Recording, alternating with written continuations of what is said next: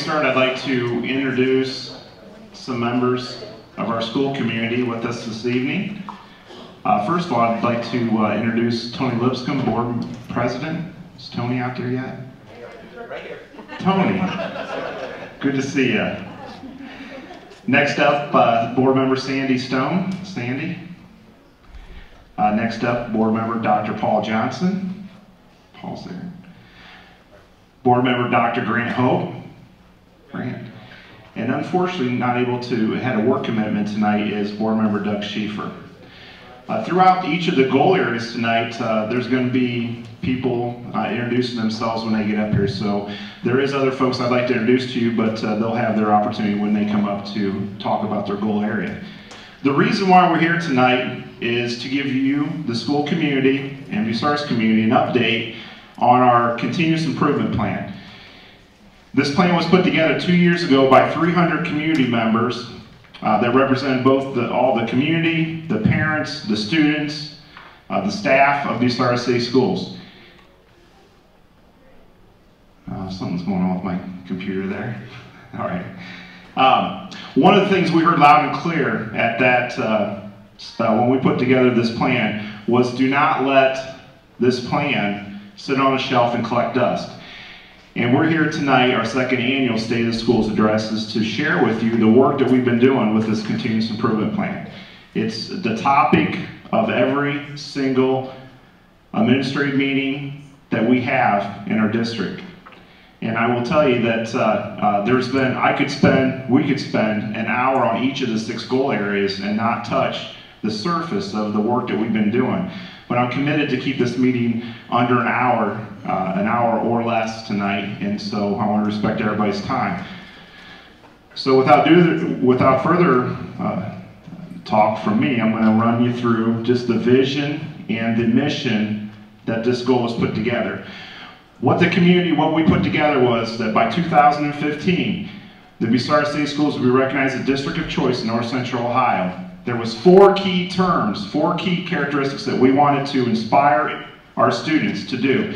1, be to achieve excellence. 2, realize unlimited potential. 3, discover their passions. And 4, become outstanding members of society. This provided the groundwork and the foundation for this plan. The 6 goal areas go back to the mission statement and the vision set by the community.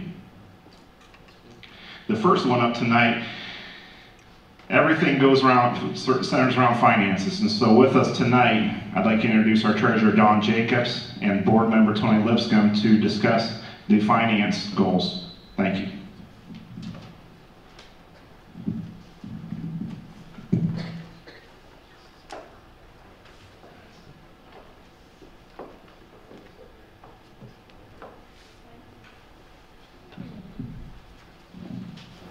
Good evening, I'm Tony Lipscomb, Board President of Bucyrus City School Board. Our first area that we're talking about are the finance goals.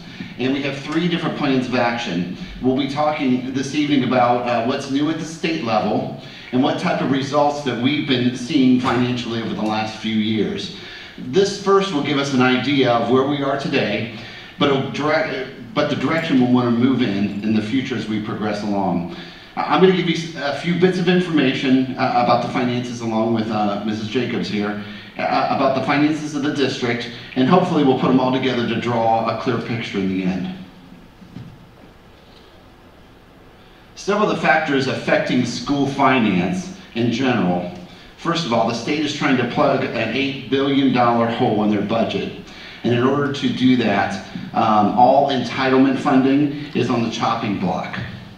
This is happening at the state and the federal level. Number 2, there's a new governor in town, if you haven't heard that. What comes with the new biennium budget and new funding formula for schools? The formula is now back on the block, is now moving back, at least partially, in a per pupil basis of funding. This makes the enrollment for here in Bucyrus a very, very, very important factor to be plugged into the entitlement formula, the money we get from them, from the state, for our district. To keep Bucyrus City Schools out of the deficit spending, there are 2 courses to take: increase revenues or reduce expenses. And now I'll turn the mic over to our treasurer here, Dawn Jacobs. Thanks, Tony. I know everybody's always thrilled to hear about finance. We'll try to make it as painless as possible. We have several graphs for you here tonight, so we're just going to run through them really quickly here. The first graph here talks about targeted expenses. The largest amount of district expenses rest in two areas. This is for the close of fiscal year 11, which was just June 30th. And actually, those two areas are instruction and supportive instruction, as well as salary and fringe benefits. And since we're in the business of educating students, we would expect to see that our largest expense areas would be in our personnel that we hire to do exactly that, educate our students. The actual percentage overall expenses are 74% of our total expenses for instruction and support, and 72% for salary and fringe benefits. Now this is just a graph of our revenues by source for the year. This clearly indicates two major areas of funding. One is from the state foundation funding, and the other is from local tax revenues. These two funding sources represent 92% of our overall revenue. Now the foundation funding levels are driven by two major indicators, student enrollment and low income data. The other major indicator in local tax revenue is, of course, real estate tax valuation. Now this is actually tracking from 2004 until 2011, which we just closed, and that's 7 years worth of experience that we're showing here. This is giving us a clear trend to identify the progression of results over time. This slide identifies student enrollment for the last 7 years has proceeded to decline.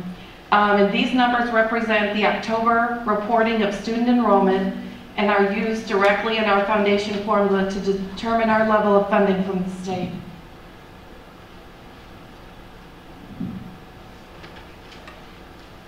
Now this is our state foundation trend data. Now you would anticipate that the foundation would closely mirror what we were seeing with the enrollment data, but it's not, and let me explain to you why. Every time there's a new biennium budget, there's a new funding level for educational entitlements from the state. So you actually kind of see that trend data every 2 years. Now the interesting part of this slide is the two columns you see with the red tops.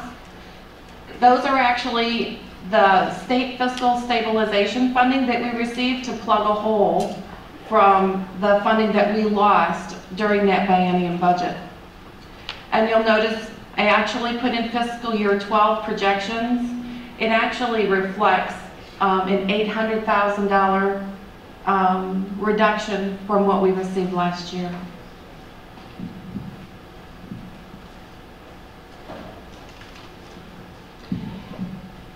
This slide, it may need no explanation at all. This is our district valuation, and this specifically drives our tax revenue. So the district valuation used by ODE, we're seeing a sizable trend downward. And this has to do specifically with the sharpest turn you see at the end there has to do with the triennial update that just occurred. Since taxes are collected 1 year behind and dispersed in another, we should expect a reduction in tax revenue over time. The thing about valuation is you don't see the downtrends in the revenue sources until a year later. So we'll actually anticipate that coming. The next section is general funds trend data. This is actually identifying total expenses since the 2004-2005 school year. What you'll notice that is different, of course, from the revenue streams. The revenue streams are going down and the expenses are going up. And I think any small business actually feels these same pains as well. The largest area that we're showing increases has to do with medical insurance specifically. Over the last 3 years, we have a 61% increase in medical insurance alone. That equates to about 1.6 million in cash dollars. The other area is the upkeep and the maintenance for the facilities. That's another piece that we're struggling with at this point. So these are areas that we're actually trying to work on getting a handle on those expenses and trying to find every avenue that we can to reduce expenditures in these areas.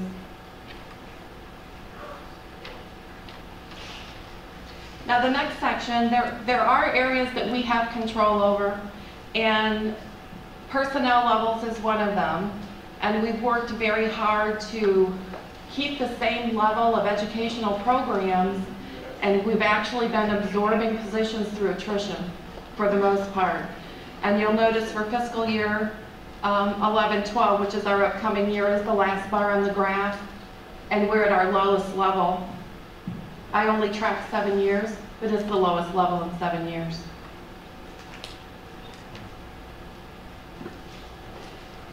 Now, what we would welcome you to do is to join us in the Finance Committee.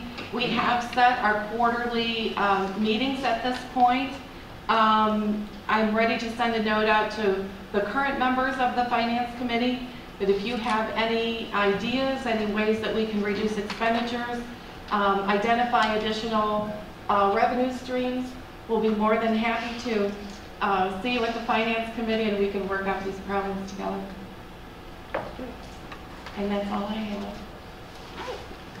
I know some of you may have questions regarding each of the goal areas, but keep track of those because at the end you'll have an opportunity to ask the committee members or the goal area folks the questions that you have. So, and also with regards to the meeting dates, each of the 6 goal areas have quarterly meetings that are scheduled.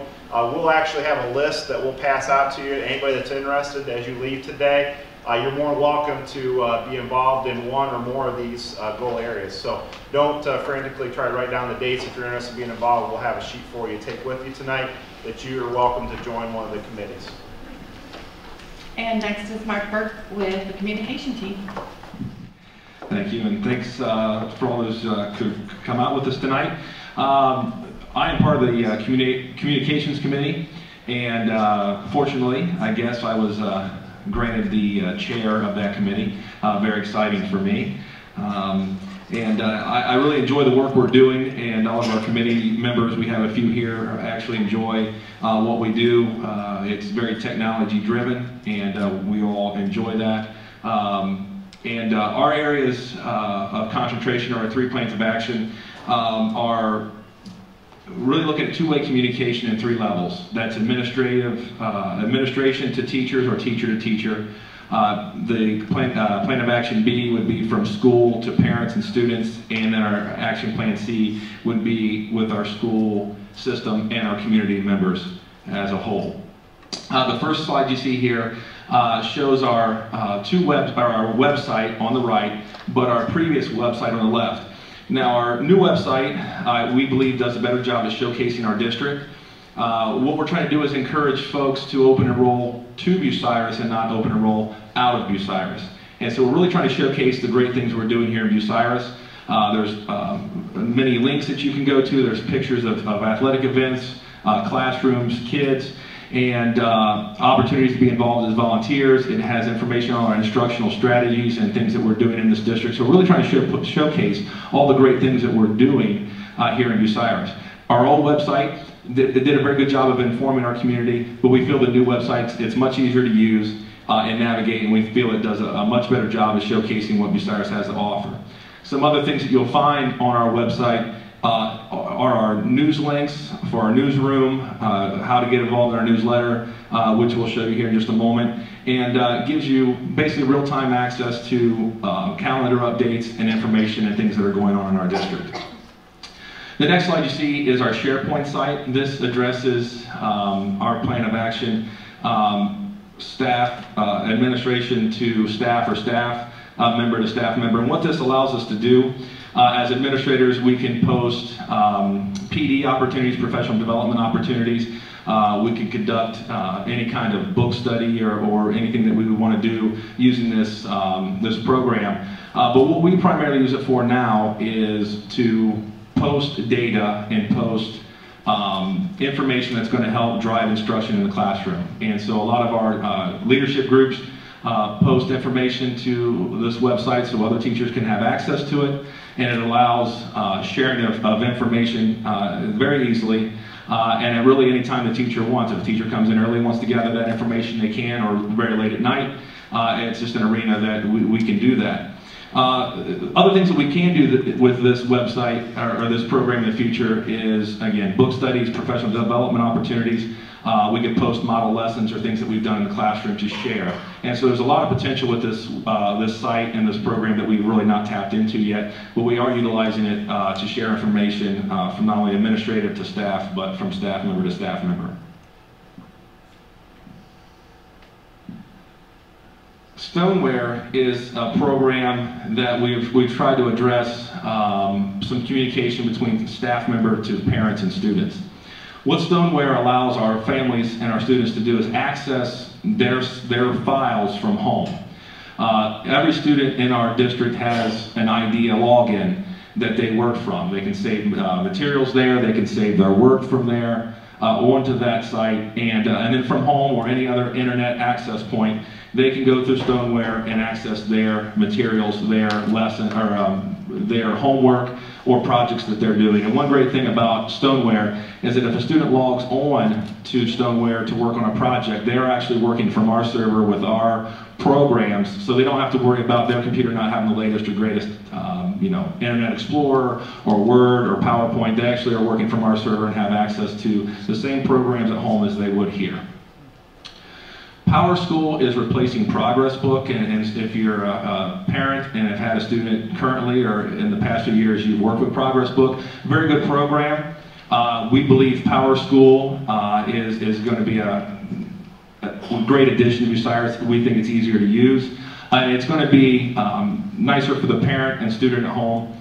It's easier to access, the information's easier to understand. And so this is replacing Progress Book. And so teachers are going to be able to keep their grades on this program, post comments, send notes home to the parents. Parents are able to see that, and then post responses. The PowerSchool, the parent portal is basically a Progress Book. We don't have that up and running yet. We just granted or got access to PowerSchool just a couple weeks ago, so we're still working on that. But this is going to be a very good tool to use for parents and staff members to communicate with one another. Action Plan C, here's a couple things that we're trying to do to keep our community members up to speed and up to date with what's going on. On the left you see our video blog, and those are updated monthly. And then our news link, our newsroom, is updated anytime we send some information to the Telegraph Form or any other media outlets. And so that's updated more frequently, and you can access both those both those pages from our home site, which is bucyrusschools.org, and we do encourage all of you to visit there, please. Some other things that we try to do to communicate with our community members, you can sign up for an e-newsletter, and again, you can get to that link from our website. And School Connects is a system that we use for our emergency calling or our delays and closings. And all of our staff members and students are part of this system, so we can send a call out at a moment's notice. It works very well. What we're also trying to do is to see if we have access to let community members sign up for access to School Connects, and then if there's a delay or closing or news that goes from the school to home, that you could be a part of that call list.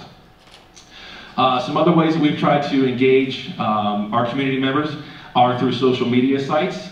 We have the Twitter and our Facebook account, and then Redmond Rumor Mills is where you can post questions to the school, and we will answer them in a very timely manner. We do say that the rumor mill questions have to be written in a way that's proper. We're not trying to use this site to belittle a staff member or say something negative about the school. So you can post questions and we'll post answers. Not all questions are posted because the content may not be appropriate, or we just answered the same question of maybe a few days before. Where we're going next, the smoke signals, we still do those beginning of the year issues, but what we're trying to do is move from a paper-based to more of a virtual smoke signals. And what that'll be is more real-time news through a blog format. But we're not going to lose touch with our written print, or with our printed copy. What we're trying to do is, what we're going to do, or looking to do, is go from an individual mailing that we do and post the same information through our news outlet, the Telegraph Form, and other news agencies. And so we'll still be posting in written form the same information, but we're going to do it in a little different way and see if we can't partner with some local news media outlets to try to make that good for our community. We don't want to lose touch with those who aren't technology based or able to get on the internet, so we do still want to reach those community members through the newspaper and other print media. Our dates for our quarterly meetings, you can see there, and again, you're going to get a copy at the end of today's presentation. And we encourage anyone who's interested to get involved. We've got a committee of about 6 or 7. We would love to expand that as much as possible. So please come and visit us if you'd like. And my email's there at the bottom. So again, I thank you for all coming, and I appreciate your attention tonight. Up next is Mr. Matt Henderson, Mr. Kevin Kimmel, and Mrs. Sandy Stone.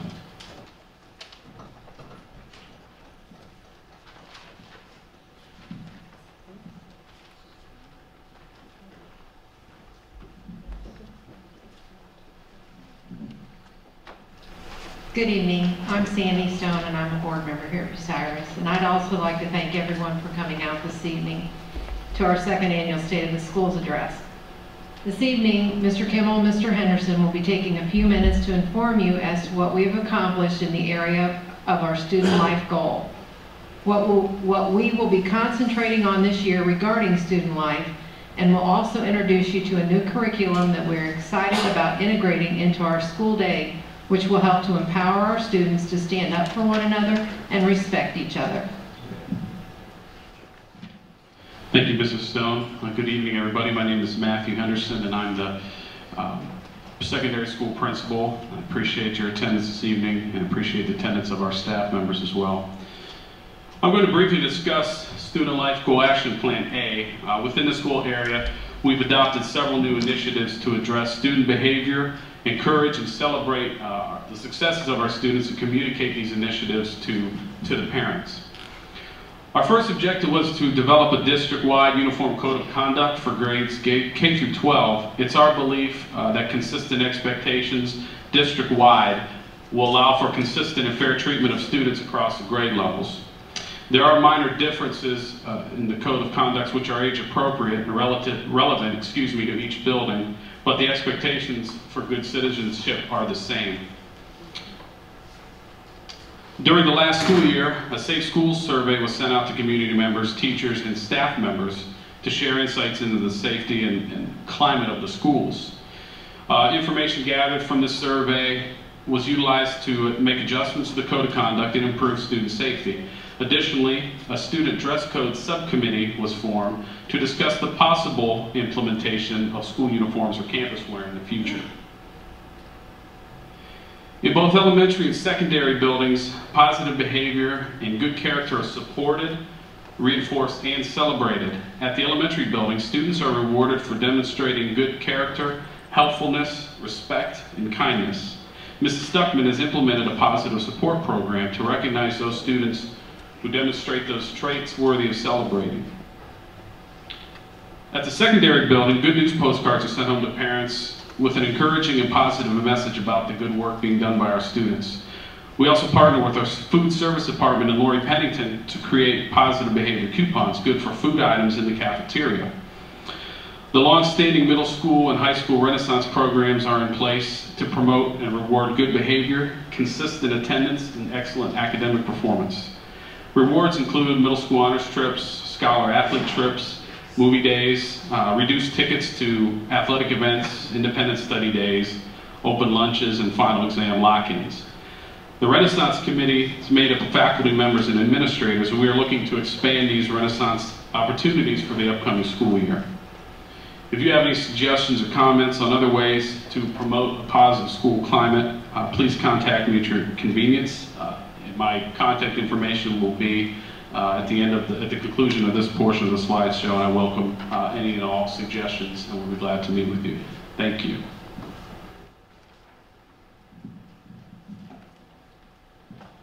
Thanks, Mr. Anderson. The second part of our student life goal was to look at careers, and this gave us an opportunity to introduce career courses at both the middle school and the high school level. We've started those programs over the last 2 years and have expanded those.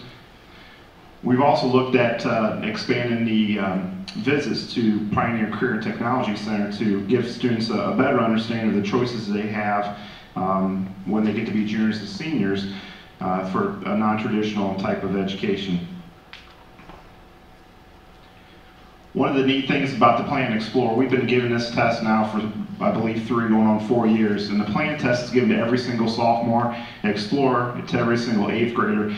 It's in line with the ACT, so it's a college readiness course, or college readiness test that we give all of our students in those grade levels. And what it does is it also has a student interest survey that goes along with the test, and what we can take those results and we conduct parent meetings.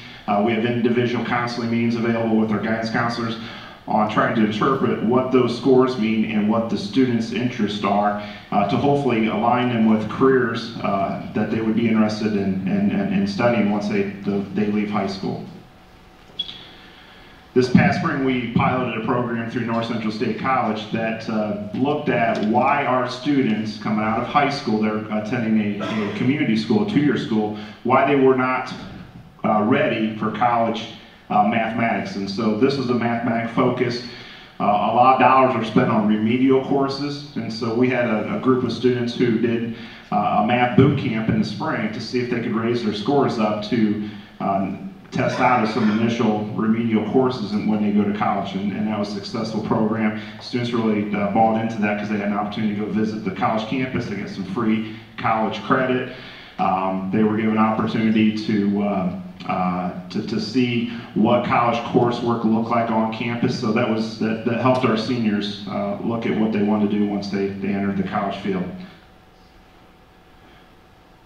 We're happy to say that a majority of our juniors and seniors take both dual enrollment and post-secondary educational options in our building. Our students can graduate with their high school diploma and 30+ hours of college credit before they ever leave Bucyrus High School. And that's a program that we're very proud of, and we look to continue to grow that. Plan Action C of the Student Life Goal looked at life skills. And with us this evening, Adam Stone, you'll raise your hand back there, Adam. Adam is a proud Bucyrus grad, local attorney and community member that has been involved in the schools over the last few years, mentoring our middle school students and elementary students. One of the things that he looked at when he came in to mentor our students is that sometimes our kids are having a difficult time with other students and teachers and the social demands that they're going through. So he's researched and found a program out of the Robert F. Kennedy Center that is called Speak Truth to Power. And what the Speak Truth to Power program is, it's an important step in helping educate our students in human rights, attitudes, and behaviors. Students will learn the importance of supporting human rights and helping bring attention to continuing abuse. And so we're going to look to implement that program throughout the course this year. There's some professional development with staff that needs to take place first. That's going to kick off here in October. We're looking to implement some of the Speak Truth to Power initiatives in our Redmond time at the high school level, throughout the elementary, and then the detailed lesson plan will take place in language arts and social studies curriculum. So we appreciate the work that Adam's been doing, helping lead that charge. We talked about the Redmond time. Redmond time is an opportunity to work with our kids on the essential life skills needed to be successful in school and beyond. We've expanded our exploratory classes at the secondary level. We've also, the elementary has done a good job looking at career education classes. And the Crawford County mentoring program is up and running strong, and that gets adults to come in and work with those students that have a difficult time and need some guidance. We also are proud that we recently held our third annual Wellness Day last spring, and we're looking to expand that Wellness Day activities into the elementary next year. I'll turn it over to Mrs. Stone to finish up.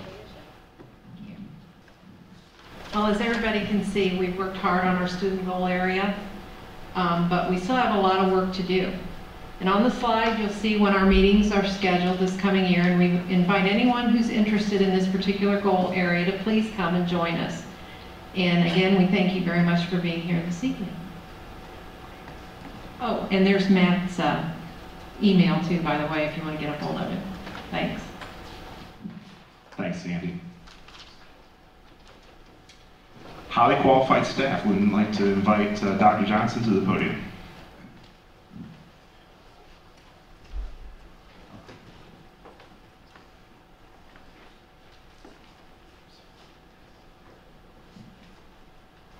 Well, good evening. I too would like to welcome everybody and thank everybody for coming out to our second annual State of the Schools meeting. Of all the factors that schools control in terms of student achievement, none is more important than the quality of classroom instruction. And this committee focuses on highly qualified staff. And there are basically three things that we're concerned with. First of all is recruiting and employing highly qualified administrators, teachers, and support staff. Secondly, we look at providing those individuals, once they're employed with Bucyrus City Schools, with quality professional development, because teaching is a lifelong endeavor. And finally, we want to create opportunities for all of our employees to feel valued and part of the Bucyrus community. One of the things we've focused on the last couple of years in terms of recruiting teachers is to visit as many university job fairs as we can to recruit teachers. We've also been able to negotiate the ability to offer signing bonuses to teachers in hard-to-place positions like science and math. The board is very committed to providing our staff with professional development opportunities, and part of that is our Wednesday early release time, and that's a time when staff can come together and meet about things like our strategic plan, and most importantly, focusing on improving instruction and student learning. We want to make sure that whatever professional development we provide is relevant to what teachers do in the classroom, so that students learn more effectively. We also recognize that not only is professional development essential for teachers, it's also something that's essential for the professional development of our administrative staff as well. And then finally, Plan of Action C, we want to make sure that our staff feel valued within our school district and within our community. And one of the things we've started to do when staff move or retire, we want to do an exit conference with them and get their feedback and input on some of the good things that happened here, some of the things that are not so good, and see what we can improve on. And we want to expand that to include in the future exit conferences with parents once their kids have graduated from our district, and then of course to talk to our graduates as well. We want to put focus on leadership teams. Improving student achievement doesn't happen through an edict from the superintendent's office. Sorry, it happens by allowing staff to meet together in leadership teams and draw upon their expertise in the classroom to help improve student achievement. We also want to make sure that in this day and age we provide our staff with plenty of opportunity and to access lots of the technology that's available. And if you stick around, you're going to have an opportunity to use some of the technology that we use in Bucyrus schools, some of the student response technology. And kind of back to the leadership thing, we think it's important that staff members feel that they belong to a team that's working on, again, improving student achievement. For the last several years, we made a real effort to make sure that we have an annual staff recognition dinner. Not only do we recognize retiring teachers, but we also recognize staff members at different levels of experience within our district, I think starting the 5th year. And in terms of the future, we want to make sure that as we bring new teachers on board, that there is mentoring for them and support for them, with particular attention to making sure that they're aware and are implementing some of the research-based instructional strategies that we know work in terms of improving student achievement. And then the last thing here is, I think, very, very important. We want to work very hard at creating within our school district a family-friendly and community customer service environment where people are treated well at all levels. Our committee also meets quarterly. There are the dates, and we would welcome anyone that's interested in working on this committee to come out and attend our meetings. And I think Mr. Rowe is up next. Thank you very much.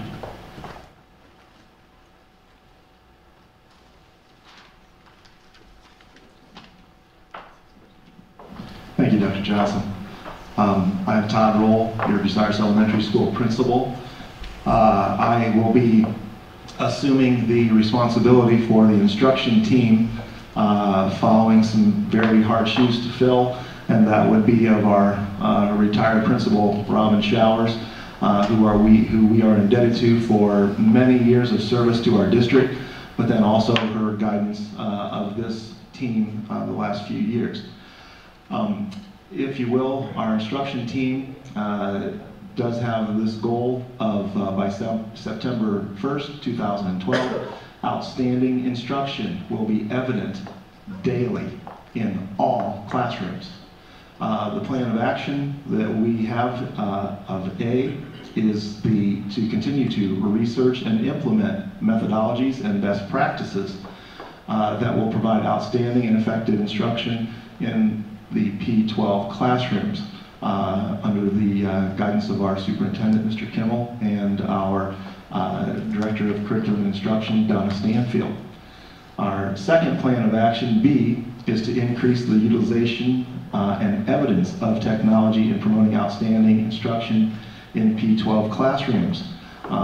This is one area that we have seen a great deal of improvement on over the last few years, and we look to continue that. Under Plan of Action A, we will look to develop, conduct, and analyze the survey of existing instructional methodology in a number of areas, again with some of the exit criteria and getting some analysis from our staff after we've done some staff development, how they've benefited from it, but what they could also like to see more of. Again, we will continue to research methodologies, best practices, and continue to work with and follow the teaching of educational experts in instruction. We are very pleased and have had the opportunity to meet not only with very important local folks right within our very own school district who've been able to provide us with a lot of good information, but also we've had the opportunity to work with nationally recognized experts. We will continue to prioritize research findings that are best suited to the instructional needs of our district staff and students. We just don't want to, begin to work on the flavor of the month, but we want to look at what areas our students and our staff would most benefit from as we provide that professional development. And also, along those lines, we will do our best to provide professional development in the identified areas utilizing locally and nationally known educational experts. Finally, we will look to implement those methodologies and best practices in the classroom. We're looking to walk the walk, if you will. Plan of Action B, we also are looking to ensure district-wide knowledge of the P12 technology plan. We are also planning for and implementing technology at the elementary school this year. We have reinstituted a second computer lab, and our folks are very excited about getting started on using both of those. We will also continue our professional development. We appreciate Mr. Burke and Mrs. Cox and their assistance with the Power School and Power Teacher as we work our way in that transition. We will develop and apply instructional activities and strategies to support our P12 technology plan, and also explore student, community, volunteer resources to support technology as it relates to our instruction. Finally, we will investigate the need to increase personnel for technology-based learning as that opportunity makes itself available. As we do our best to do, we will look to hire the brightest and the best to help us increase our use of that. And an opportunity to get involved with the instruction committee. We have our quarterly meetings listed there. One thing that I'd like to point out is at the bottom there by the red square. When we met to discuss this, we found that we have had two committees, one working on instruction, one working on curriculum, and very simply, those two things go hand in hand. We should not be, we don't think we're taking advantage of the opportunity that it would bring to bring those two groups together. So instruction and curriculum committees will now be working together going forward. And so if you have any questions, you're welcome to contact me at the email address there. And I'll turn this over to the better half of our committee, and that is Donna Stanfield with our curriculum team. Thank you, Mr. Roll. I don't know about the better, but we're going to be a team, and we'll be a dynamic team involving many community members. I'm Donna Stanfield, Director of Curriculum, Instruction, and Assessment. So hence, I get the curriculum goal. Sort of plays part. You can see that we have up here 5 plans of action. We have the largest one in number of items.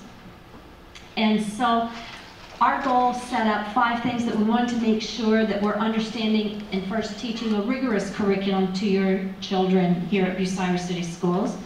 Secondly, we wanted to make sure that there were plenty of advanced educational offerings so that they could have a wide variety of things that they could take and better prepare them not only for college but a career.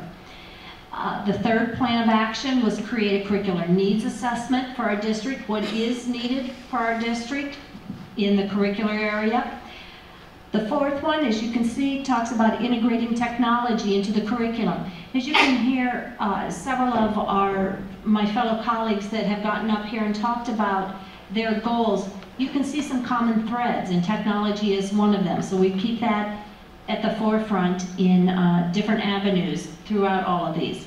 And then the last one is making sure that in our early grades, students come to the middle school, the high school, all the way through with a great foundation with their reading and math. So let me talk about each one of these particular ones. And instead of going through several aspects of each one of those goals, I asked my committee, what are the highlights? What are some things that you would want to point out when you started to see each one of these goals? So I'm just going to talk about some highlights of what has happened. Aligning with plan of action A of understanding and teaching a rigorous curriculum, we want to make sure that all students are addressing and are meeting their literacy needs. And that's where all students are reading at or above grade level. So we have all students in grades 4th through 12th will have a double period of reading this school year. They will have their regular English language arts class for reading and a developmental or an applied language arts class. One will focus on the skills, how to read, decoding, sounding out words, looking for context clues, and all of those. The other is going to focus on the application of those skills, and not just in reading, but in all content areas, so that they can apply those skills across the board. Another example of teaching a rigorous curriculum and also crossing over to expanding advanced course offerings is our 8th grade social studies honors class, where students are writing document-based essays. This is where our students will take different forms of historical documents. They'll write a thesis, they'll create a thesis, then they write an essay using those historical documents. These document-based essays are based upon the AP or the Advanced Placement History exams students often get in college. This type of learning exposes our students to the rigor of college course materials, especially since these are our students in our honors courses and they tend to attend colleges. The next goal that we'd like to highlight here at Bucyrus City Schools, another way of expanding course offerings. This year, we are going to be piloting senior projects with 12 of our seniors. These projects are cross-curricular, meaning they cover not just one content area, they be social studies, science, and math, or reading, or all of them, or music and arts, any of those. These projects are problem-based studies in an area that the student chooses. It's a career choice. So what are you interested in doing once you leave Bucyrus High School? Students are going to research a possible career choice, along with they're going to be job shadowing with someone in our community. They'll create a portfolio of their experience, and then they're going to present all of this in a culminating project to a panel of experts. Originally, this senior project was part of the graduation requirement for students to complete before they could receive a high school diploma. It has since been pulled as a requirement for graduation. However, the leaders in Crawford County, the community members, our district superintendents have all gotten together and agreed, as well as ODE's recommendations, saying this is a practice that we should all be doing. So we are going to start here this year at Bucyrus City Schools. On September 29th and 30th, all Crawford County schools will be coming to Bucyrus City Schools to have training, 2 days of training on how to implement this. The last, no, not the last one, use of Schoology. This is how we integrate technology into the classroom. Those of you that were fortunate to be present at a past board meeting in the spring were able to see several of our middle school teachers demonstrate this. Schoology is a digital classroom in which several of our middle school teachers are using. This particular means of instruction allows for the integration of technology to teach and instruct our students, allows the teachers to assign homework, grade the assignment, provide feedback to the students, and assess or test the students by doing it all on the computer. This is being done in our ELA and social studies classes. The last item that I'd like to talk about, and that's the nice thing because I'm the last one, we're the last goal. Plan of action up here is instruction in the early grades. In the elementary, we had 2 diagnostic tools that were fully implemented last year. The first one was the DRA, called the Developmental Reading Assessment, in which when it was administered, and we continue to do it this year, is administered 3 times in the fall, in the winter, and the spring. And that's for our elementary grades because of our need to make sure students are reading at or above grade level. We have also implemented this in grades 6th and 7th. They do it twice a year. We use the results, the recommendations, and the decisions. We use the results for recommendations and for decisions for instruction for the students after we see the results and the intervention in reading. The second one up there is the CBM, curriculum-based measures. These are for grades, for students in grades K through 5, and they're also used in the same manner. We look at the results to determine what interventions and instructions they need, but this is in the subject area of math. Both the students' skill levels are looked at, then they are assigned to flexible groupings so that their specific needs can be met for intervention. So those are some highlights in the curriculum area. I too am very excited, since that's part of my job title and role, is to combine these 2 areas of instruction and curriculum. And so you will note that Mr. Roll's goal and mine are on the same night. We have 10 members on the curriculum committee, and now that we're combining with the instruction, we want to triple that. So we hope all of you will come on board.